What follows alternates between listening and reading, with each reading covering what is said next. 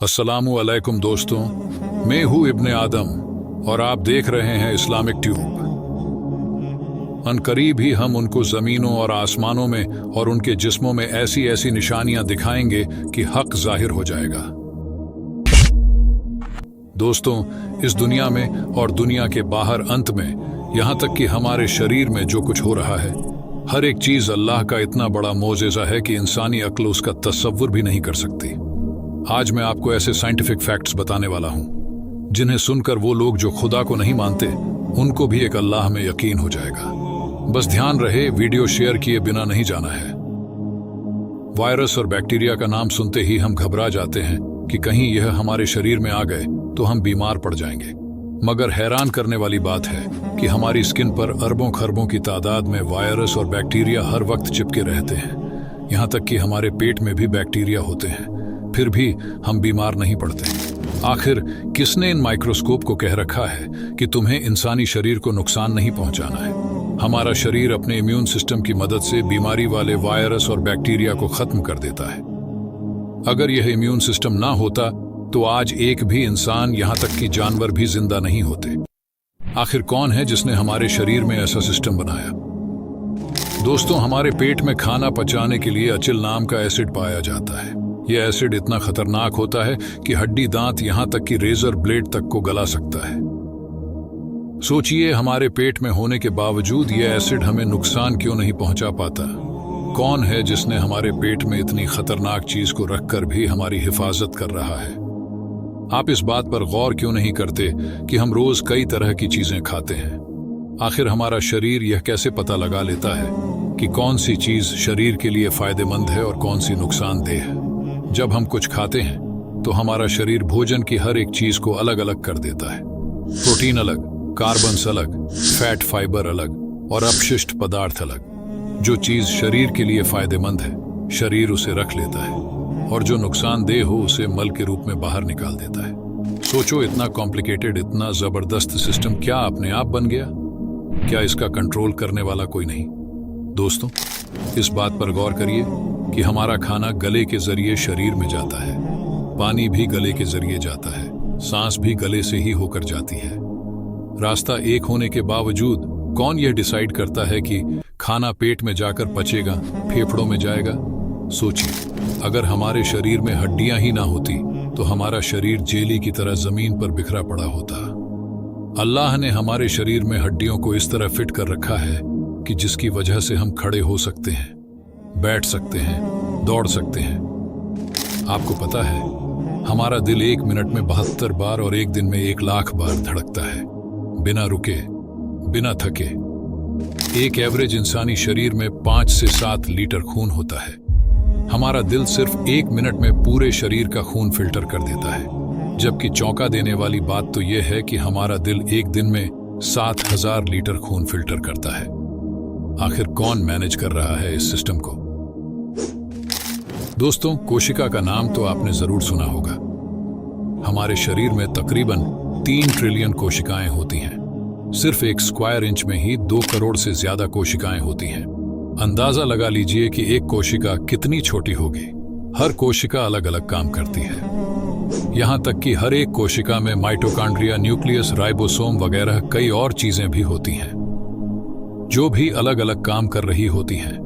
एक दिन में 5 करोड़ कोशिकाएं मर जाती हैं और उतनी ही उसी वक्त दोबारा बन जाती है। अगर एक भी कोशिका बिगड़ जाए तो हमें कैंसर हो जाता है। आखिर कौन यह तय कर रहा है कि कौन कौन सी कोशिकाएं मिलकर दिल बनाएंगी, कौन सी कोशिकाएं फेफड़ा बनाएंगी, कौन सी गुर्दा, हाथ पैर, आंखें बनाएंगी, और फिर हर एक चीज अपना अलग अलग काम भी बिना कहे करने लग जाएगी। हमारी हर एक कोशिका को जिंदा रहने के लिए ऑक्सीजन और न्यूट्रिशन की जरूरत होती है। हम जब सांस लेते हैं तब ऑक्सीजन हमारे खून में मिक्स हो जाती है। खून में पाई जाने वाली 30 ट्रिलियन आरबीसी कोशिकाएं ऑक्सीजन को खून से अलग करती है और फिर शरीर की हर एक कोशिका तक पहुंचाने का काम करती है। आरबीसी के अलावा हमारे खून में डब्ल्यूबीसी भी पाई जाती है। जब कोई रोगाणु हमारे शरीर में घुस जाता है तो यह डब्ल्यूबीसी उसको खत्म कर देती है। यही आरबीसी हमें चोट लगने पर घाव भरने में भी मदद करती है। खून में प्लेटलेट्स भी पाई जाती हैं। अगर अल्लाह ने प्लेटलेट्स ना बनाई होती तो चोट लगने पर हमारा खून कभी बहना बंद नहीं होता। बताओ, कौन है जिसने आरबीसी, डब्ल्यूबीसी और प्लेटलेट्स को यह काम सौंप रखा है? अगर अब भी दिमाग नहीं खुला तो और सुनते जाइए। दोस्तों, क्या आपको पता है हमारे शरीर पर सबसे पतली स्किन हमारी आंखों की पलकों पर होती है। हम एक दिन में 28,000 बार पलकें झपकाते हैं। अगर इतनी बार किसी दूसरी जगह की स्किन को घिस दिया जाए तो वह स्किन फट जाएगी, मगर अल्लाह की कुदरत देखिए, हमारी पलकों को कोई नुकसान नहीं होता। हमारे मुंह में लार बनती है। अगर यह लार जरूरत से ज्यादा बन जाए तो हमारी जुबान फिसलने लगेगी और हम ढंग से बोल भी नहीं पाएंगे। और अगर यही लार जरूरत से कम बनने लगे तो हमारा मुंह अंदर से सूख कर फट जाएगा। अब बताओ, कौन है जो हमारी लार की मात्रा को भी कंट्रोल किए हुए हैं?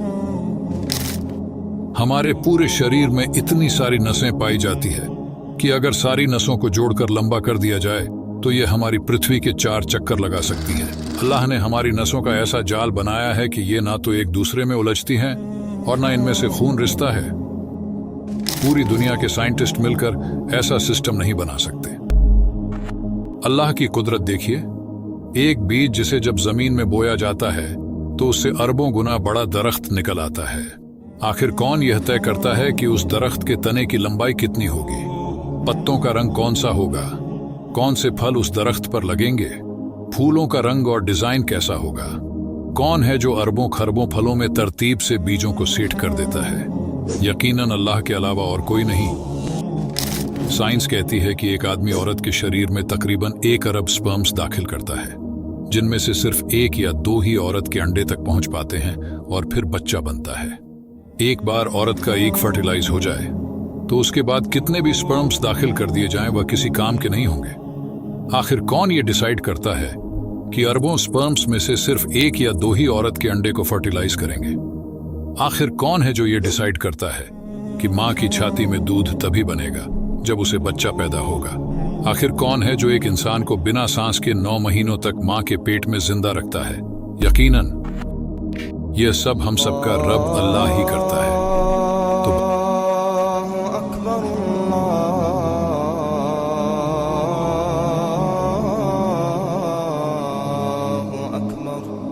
बताओ, तुम अपने रब की किन किन निशानियां को छुटाओगे? अगर आप ये वीडियो एक बार फिर से देख लेंगे तो यकीन मानिए, या तो आप सजदे में गिर जाएंगे या आपके आंसू निकल आएंगे। रब का शुक्र अदा करते हुए इस वीडियो को यहां खत्म करता हूं। मिलेंगे अगले वीडियो में, तब तक के लिए अल्लाह हाफिज।